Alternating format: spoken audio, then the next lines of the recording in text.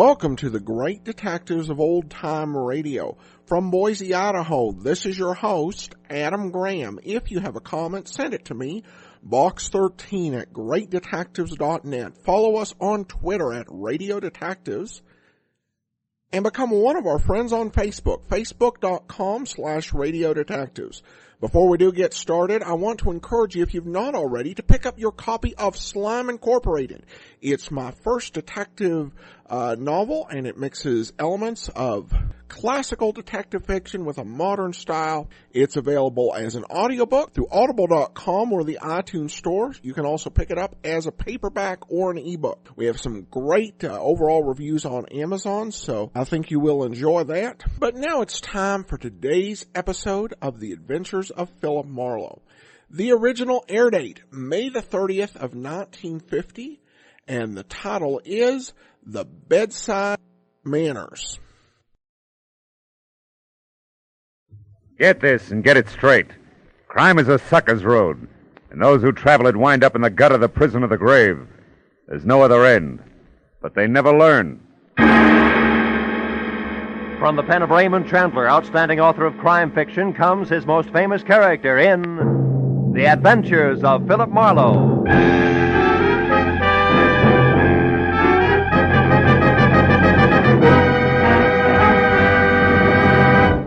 Now, with Gerald Moore, starred as Philip Marlowe, we bring you tonight's exciting story, The Bedside Manners.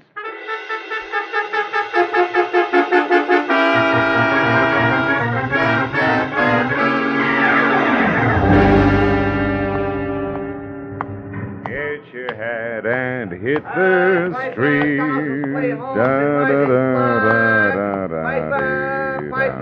Get your paper. Hi, Mr. Marlowe. Hi, Tommy. Paper tonight? Okay, kid. Here you are. Thanks. Take it easy now. Sure. Hey, Mr. Marlowe, your change. Mr. Marlowe, watch it. The car driver, right red light. Hey, cats, call an ambulance. Somebody, hang on, Mr. Marlowe. Don't try to move. You're going to be okay. Just take it easy.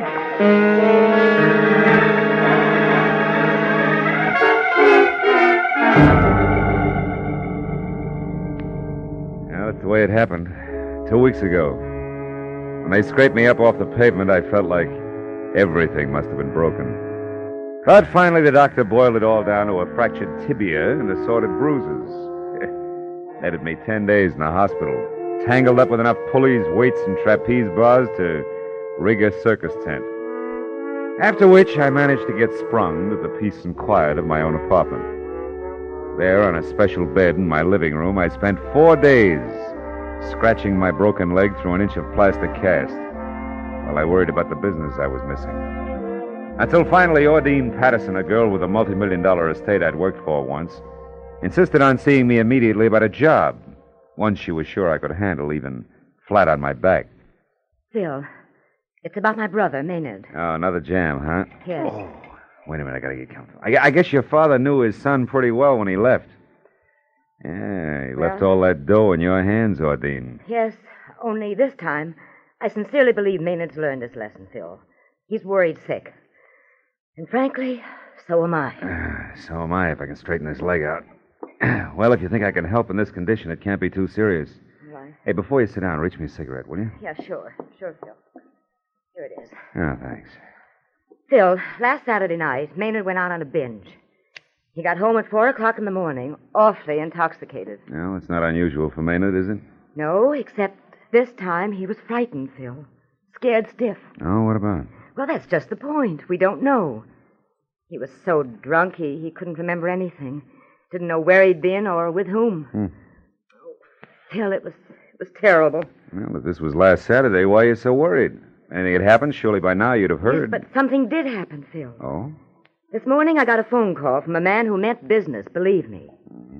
I made notes on a memo pad while he talked, so I wouldn't forget any of it. Here, that bag, here, read it. Oh. This is fish. Fish? Yes, fish. Tell Maynard 50 G's. Important. Money by tomorrow or trouble. Then he hung up on me, Phil. Fish. Did you and Maynard ever hear of him before? Well, I certainly didn't, and when I asked Maynard, he didn't know him either. He had a cold, heavy voice.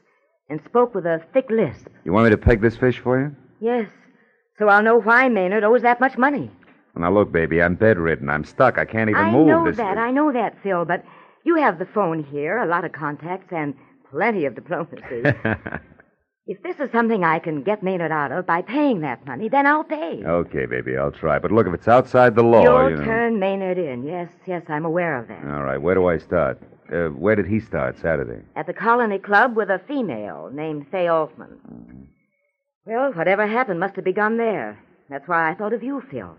You know the Colony Club. Well, I know their Scotch is Johnny Walker, and Sid Rayfield's the owner, that's all. Well, that may be enough. Will you want to talk to Maynard? Yeah. Send him over in about an hour, will you? Yes, he'll be here.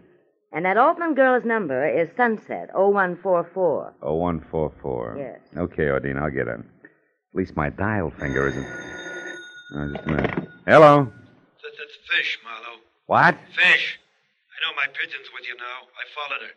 Don't clip her wings, pal. Back out now while you still can. I'm warning you. Phil, who was that? You look upset. Yeah, well, my my horse just ran fourth. Look, you better run along now, Ordine. Well, okay, Phil. And stay out of dark corners, huh?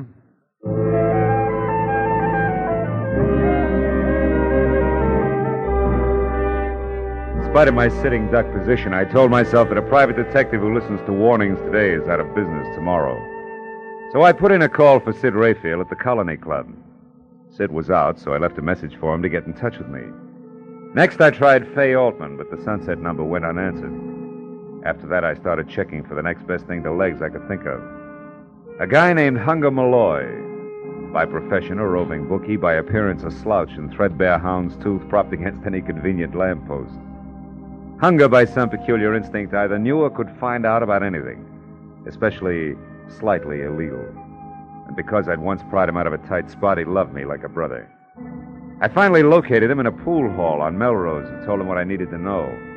He promised it was as good as done and was off to the Colony Club and I would hear from him.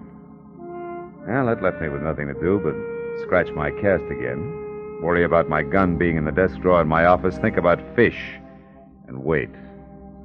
Things went like that for 45 minutes and then... Come in.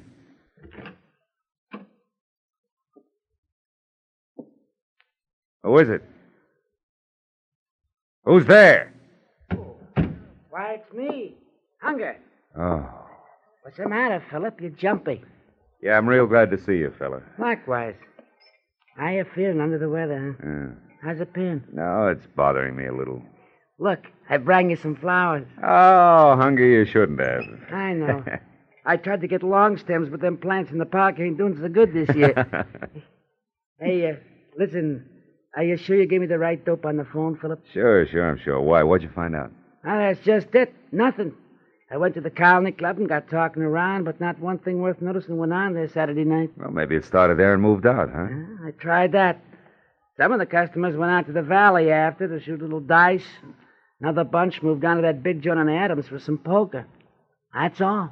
Gambling, huh? Could be a gambling setup. Were they big games? No, just the usual. Nothing extra at all. Oh.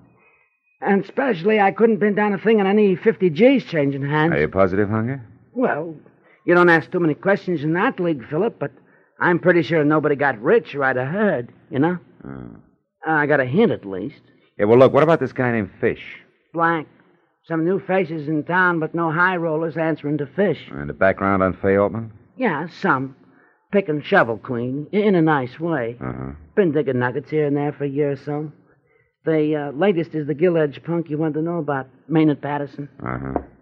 Say, can I have one of these? Yeah, go ahead, feed your face. Incidentally, they was among those present at the colony Saturday night, if that means something to you. And that's about it, Philip. Okay, Hunger, thanks a million. I'm sorry I couldn't be more help, but I think you're getting a bum pitch. Oh, well, You know, in fact, visitors. Hey, I got a back way out of here. It won't look so good. Sure. Bedroom, Hunger. You can go out the window and down the fire escape. Hey, wait a minute. Is that a new shirt? No, I come into a bit of clink, so I had it washed. I hope you're feeling better, Philip. I'll see you. Yeah, thanks. Oh, come in. Ordine, my sister, said you wanted to see me, Mr. Marlowe. Sorry about your leg. I'm sorry about it, too. I can't get comfortable. Hey, I hear you really tied one on the other night, huh, kid? Yeah, but I'm through, Mr. Marlowe. I swear it. Yeah, sure. Sit down. Oh, thanks. What about the gambling? Lose your head over that, too? Yeah, I guess I do. As far as my allowance goes, anyway. Now, look, I want you to tell me all you remember about Saturday night. Well, I went to the Colony Club with Fay. That's my girl, Fay Altman. By the way, how do you rate stuff like Fay on your allowance? Huh? Just a minute. Skip it. Go ahead. Well, I was drinking quite a bit, and by 1 o'clock, I guess I was pretty fuzzy. I lost Fay someplace. Then I went outside for some air, and from there on, it's just a blank. Well, now, look, if you didn't pass out cold, you're bound to have some flashes you can remember. I want it all. Well, I do remember a couple of things, Mr. Marlowe. Oh? They're more like a dream than anything else. I seem to remember a big, old-fashioned house. It was dark and gloomy with high ceilings and old, ornate brass chandeliers. I don't know how I got there or what I was doing. Were you alone? Well, I don't think so. I've got a man's face in my mind, a flabby guy in a silk shirt. He had big hands, freckles on the backs of him, with kind of a reddish hair on him. I remember them against something green. Did he lisp? I can't seem to remember. And just thinking about him gives me the willies, but I don't know why. I can't figure out why. I talked to Fay. She waited for me until the Colony closed, and then she went home. She was pretty mad about it. You sure that's all you can remember? Yep. Yeah, that's everything. Mm-hmm. Oh, does it make any sense at all? Not much. Sounds like you could have been mixed up at a poker game at a green top table in an old dump on Adams. Lost your shirt to a fat guy named Fish. You think that's all there is to it, huh? Well, not quite all. There's the little matter of $50,000 you owe him. 50,000? Look, Mr. Marlowe, if you and Ordine get me out of this mess, I swear I'll straighten up. I'll never get into trouble again, honest. Sonny boy, what you do later is your sister's headache, strictly. I got trouble enough lining things up so you can get off the hook. Now go on home and stay there till I call you. Okay. Mr. Marlowe, I know you don't like me, but, well, thanks anyhow. $50,000. Oh. Sunset 01 4. They have to put casts on so tight. Hello? Fay, my name is Phil Marlowe. I've been trying to reach you for 2 hours. Well, maybe you need longer arms, Mr. Marlowe. No, just some conversation about Maynard Patterson. I'm in my apartment, number 210, Granada Arms on Franklin. Can you come over? Why would I want to talk about Maynard to you in the first place, and why don't you come over here in the second? Well, in the first place, I'm a private detective. In the second, I got a busted leg. How about it? It's important. Well, I've never dated a private detective with a broken leg before. It sounds entrancing. I'm around the corner on Bronson. I'll be right there. Good. Goodbye, Fay. Come on in. Well. Sid Rayfield in person yet? Yeah. The boys at the club told me about your urgent call, Peepers, so I came right out. Well, if I'd known you were coming, I'd have baked a snake, Sid. Skip the cracks. I know what you want. Well, then you're clairvoyant. Because I'm not sure myself yet. Try this. You're working for Ordine Patterson like you did once before because that punk brother of hers is in a bad jam with one Mr. Fish. Well? Yeah, it's quite neat. You happen to know the guy? Yeah, Marlowe, I happen to know the guy. That's why I'm here. To tip you because you're a friend of mine, more or less. So I say leave it alone, Marlowe. Get out of it. Stay out. It's none of your business. You know, you talk like a man with a personal angle. What? Why, I ought to split your lip for that. I come here to do you a turn. Take it easy. Mind your bedside manners, Sid. I'm an invalid. You'll be worse than that if you don't back out of this. I'm telling you, this guy Fish is too hot to handle, Marlowe, and you better... Who's that? How should I know? For a sick room, this joint's becoming more like Hollywood and Vine by the minute. I took a long chance coming here. I got to get out without being seen. Well, try the bedroom window and fire escape. Everybody else does. Don't let him in till I'm gone. You hear? It ain't healthy. Marlowe! Sid! Sid, what is it? Marlowe, I'm hit. Sid! Lousy silencer. Oh, this stinking leg. Nice going, Mr. Fish. I suppose that makes me... All right, Mr. Marlowe. Yeah, Mitzi, I'm okay. I'm fine. Well, I I thought you was talking to somebody. No, I was reading. I didn't hear the buzzer. Oh, yeah. I know what you mean. Sometimes I get real carried away myself. That's fine. Look, I fixed up your dinner. Everything just like you ordered. Here, I'll drag the No, table Mitzi, over. I don't think I'll eat right now. Just put the tray down and beat it, huh? Like a good girl? Yeah, but what about the dishes? Get them in the morning. Will you get out of here? Will you go on? Well, gee whiz, okay. Good night, Mr. Marlowe. Okay, Fish, the girl's gone. Well, come on in. Did you hear me? I said come on in. I guess I'm as ready as I'll ever be.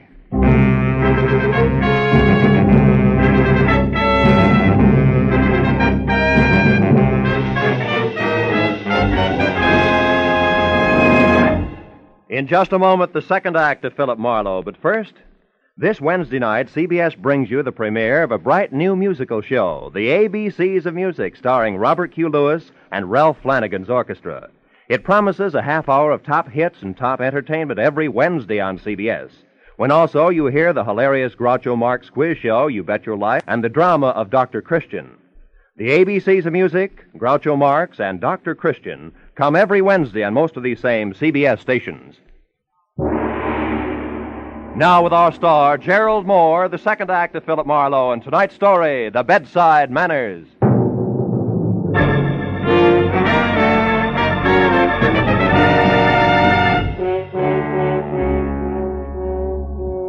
A man is never ready to die, really. Sometimes saying you are helps. Sometimes, like when you're flat on your back waiting for a killer with a silencer, might step into view through your bedroom door. I kept on waiting for 60 seconds, each as long as a fall down an empty well. Once I thought I heard the window close. At least another 5 minutes went by. Then I actually began to believe that for some reason Fish had gone away. Well, that made the scoreboard real easy to read. Sid Rayfield, a guy who knew his way around, had been killed, and I hadn't been able to do a thing about it. It was time for a call to homicide. But even as I reached for the phone, it went off. Hello. I said hello. This is your last warning, Marlowe. Oh, you got to a phone fast, Buster. What's on your slippery mind, Fish? Something you'd be smart to pay attention to. You see, Molly, you're only still alive because it's convenient to me. Too bad you didn't feel that way about Sid Rayfield. Rayfield got what he deserved. And so will you. Like I said, you're only still alive because it's convenient to me. You happen to be working for the lady who holds the purse strings. Go on. Therefore, there's very little more, Marlowe, except this. Maynard Patterson's a lousy poker player. On Saturday night, he dropped $50,000 to me. $50,000 in two markers, Marlowe. One for $2,000, the other for $48,000. I want both paid promptly, you understand? Not quite. Maynard Patterson doesn't remember what happened Saturday night. So? Oh, maybe you know all about it and you're making this up as you go along. No, Marlowe, that's not the case. If you drag yourself to the windowsill in your bedroom, you'll find all the proof you need. What do you mean? That I left one of the markers there, in a white envelope. The one for $2,000. Anna's and the poor little rich boy's own handwriting. I left it there so you'd know I'm not kidding about the $48,000. I'll be in touch. So long, Marlowe. Why, you all the lousy double crook. Come in. Sure. Why not? How could a girl ever resist the welcome in your voice? I'm Fay Altman, private detective. That figures. Ah, what happened to you? Fall out of a transom or trip over a clue? Which? Neither. It was a wisecrack, honey. I laughed so hard I fell down and broke my leg. Let's get down to business, huh? Yeah. For a starter, Fay, what's your connection with Maynard Patterson? How tight is the knot? Huh? What was that again? I said you and Maynard. Just how chummy are you two? I thought I heard you right. You know, private detective, I don't like being pushed around. Fay, there's a Being dead pushed man around in the bedroom. Dead man? Did you say a dead man? Sid Rayfield. He was murdered, Fay. Oh, no. Oh, not Sid. Gee, he was a nice guy, Marlowe. Sharp, but nice. Fay, I want you to go in there and look for an envelope on the windowsill. An envelope? No, I don't think I want to... It's important, Fay. I can't get out of this bed. Now, go on. It may help us tag Sid's killer. But... All right. I'll get it. You say it's near the window... Oh! Keep going, Kay. At the windowsill. Do you see it? Yeah, I've got it. Here. Oh. Hey, the window's broken in there. Do you know it? Yeah. Now, Fay, my question about you and Maynard, somehow or other it may count. Are you in love with him? No. I mean, I like him all right. He's a good time, nice places, nice people, nice little presents. But no yachts. No, that's right. No yachts. And I like yachts, Private Detective. They beat rowing around in MacArthur Park, I know. I've tried them both. Anything else? Yeah, turn it around. How does he feel about you? Overboard, I guess. Look, you said that this might help catch Sid's killer. I like Sid, so I'd like to see that happen.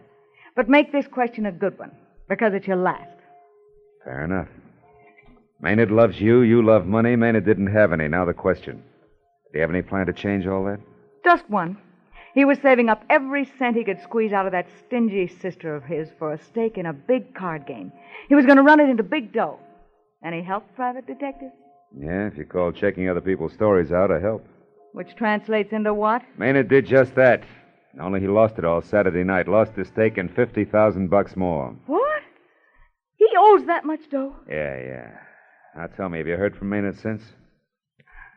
You had your last question, Private Detective, remember? Good night, Marlowe. It's been a big, fat pleasure. I'll bet. Anyhow, Fay, my best to the fish. Your very best to the fish? Yeah. I don't get it. What fish?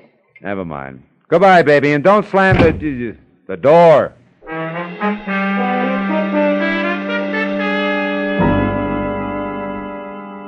When the lady was gone, it was time to call the police.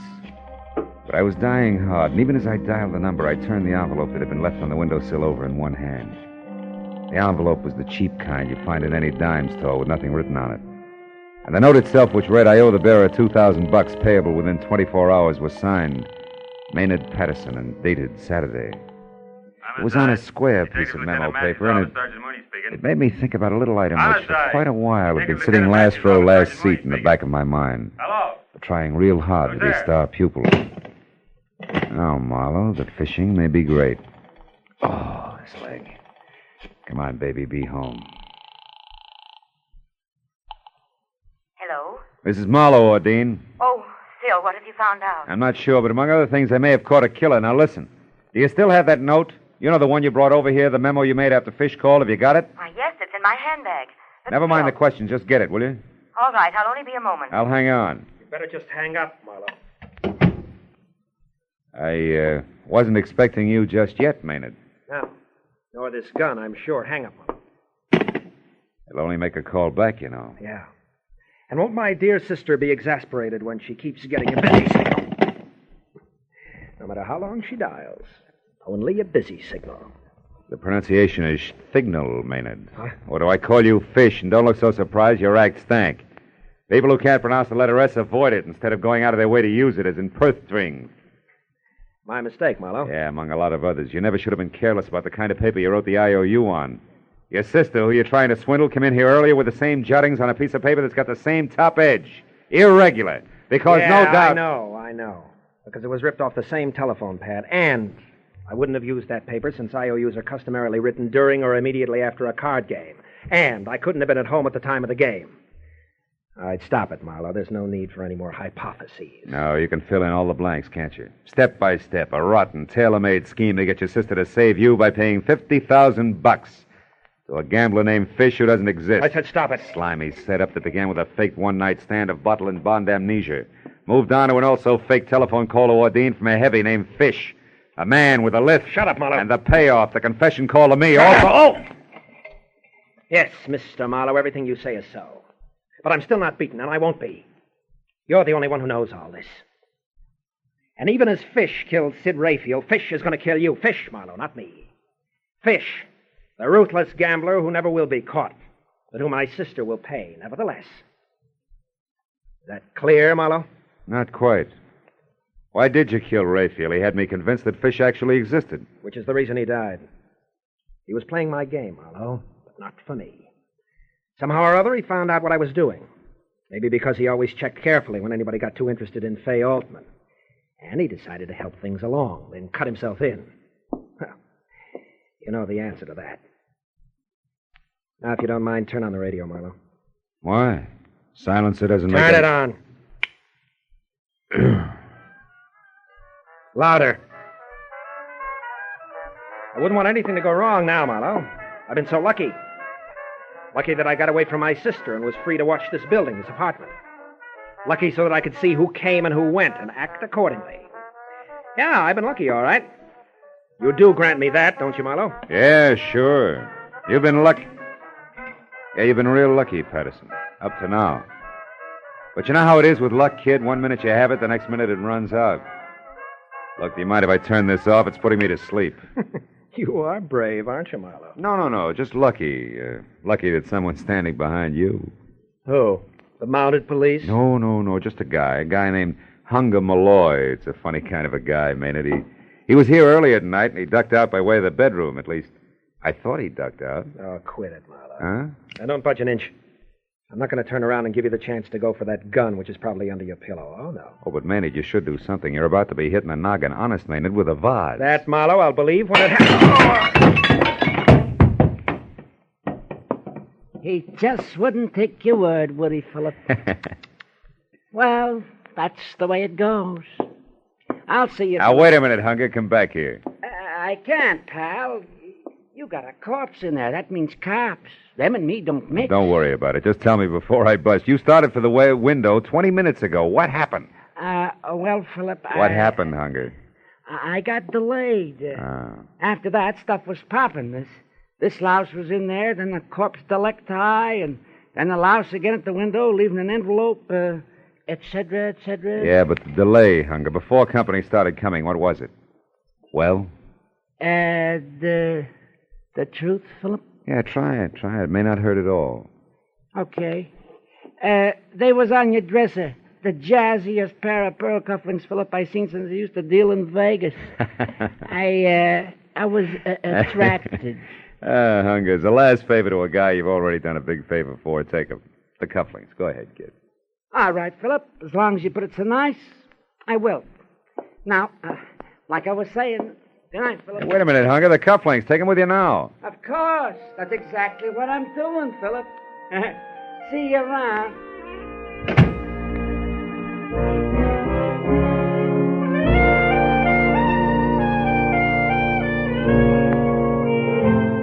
Funny little guy. Funny name. Hunger Malloy. You know, it's a strange thing, but a broken leg makes the old wheels go round. Well, that figures. Makes you think about brakes. And that brings me back to Hunger Malloy again. The only break he ever got was in his skull.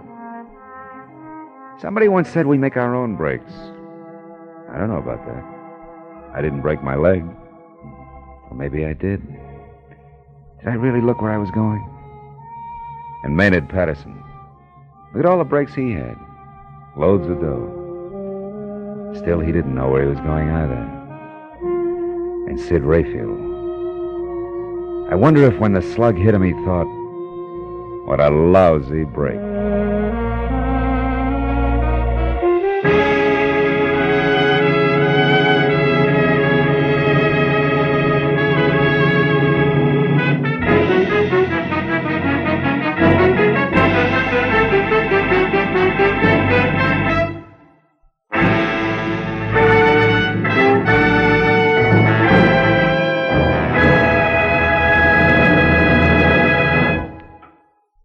The Adventures of Philip Marlowe, bringing you Raymond Chandler's most famous characters, star Gerald Moore, are produced and directed by Norman MacDonald, and are written for radio by Robert Mitchell and Gene Levitt.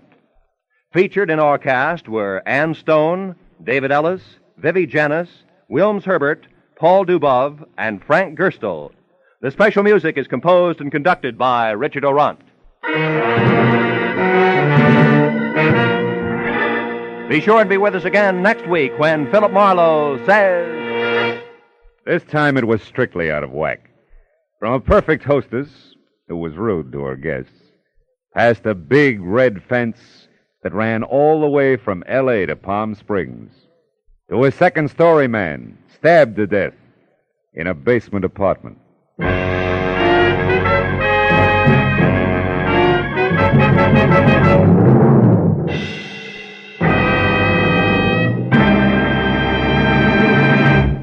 Don't let a rainy day find you unprepared. Start saving for that rainy day right now by buying United States savings bonds.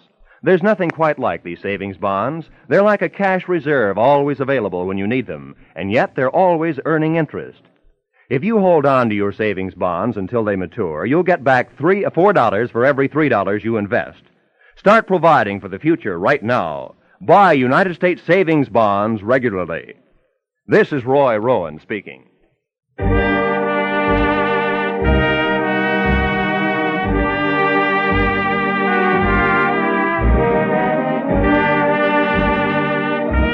This is CBS, the Columbia Broadcasting System.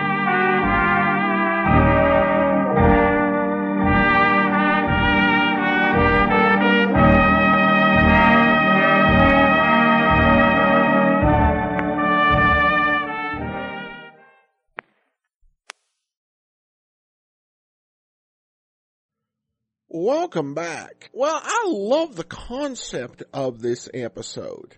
The idea of Marlowe solving a case without leaving his bed. I don't know if they quite got the story to its full potential. I mean, essentially, all the tough guys and people who he normally walks about to question were very nice and convivial and came to be questioned and to deliver their dialogue right at his bed. I mean, that is service, but I think there's more you can do with a detective stuck in bed against a dangerous foe. Particularly here since his rescue came from a little bit of a cheat. But still, I did enjoy the episode, and I thought the identity of the murderer was a good twist.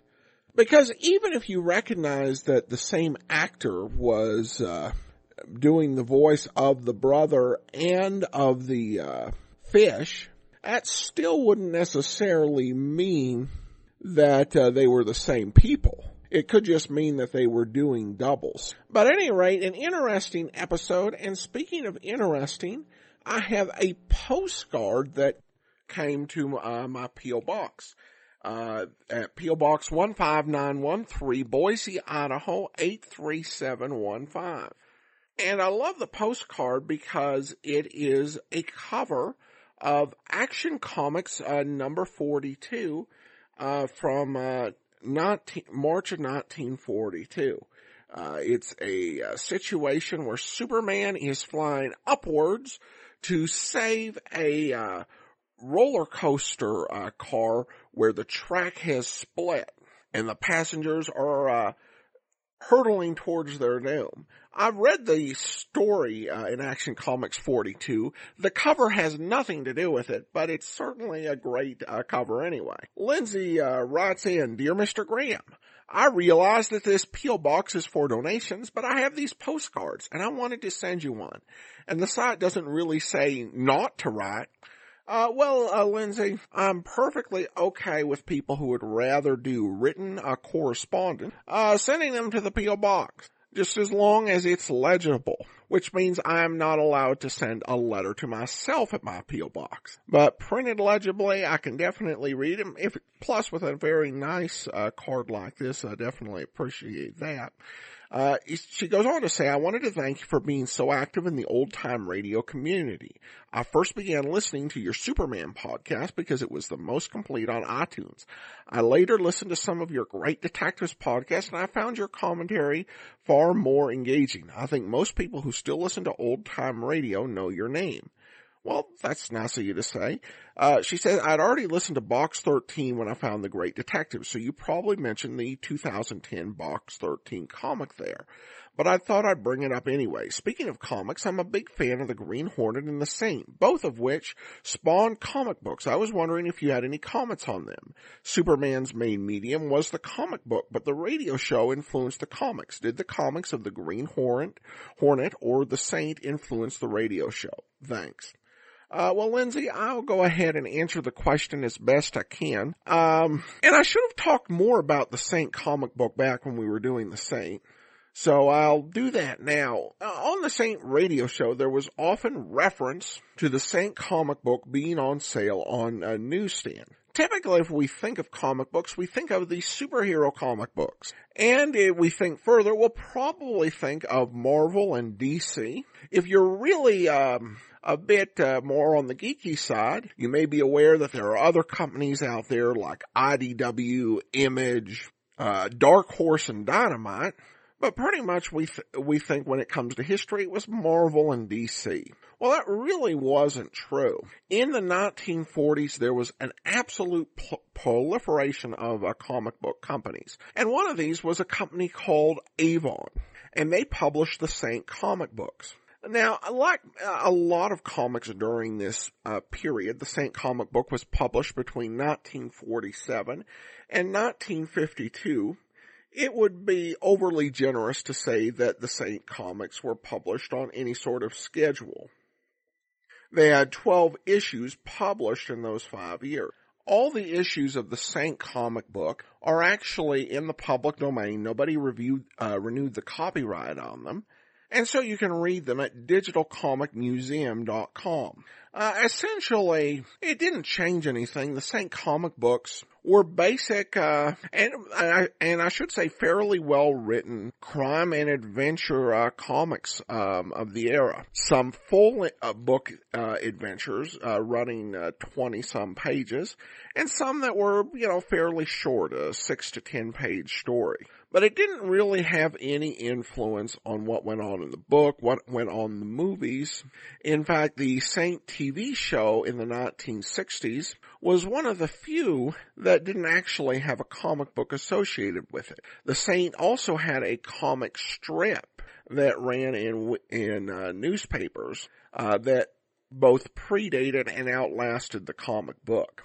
As for the Green Hornet, that character has pretty much been acquired by Dynamite. And indeed, if you're interested in the Green Hornet, pretty much the only way to read about him is in comic books. Though there was that movie a few years back, but it didn't do particularly well. And Dynamite, they actually published reprints of Golden Age Green Hornet material.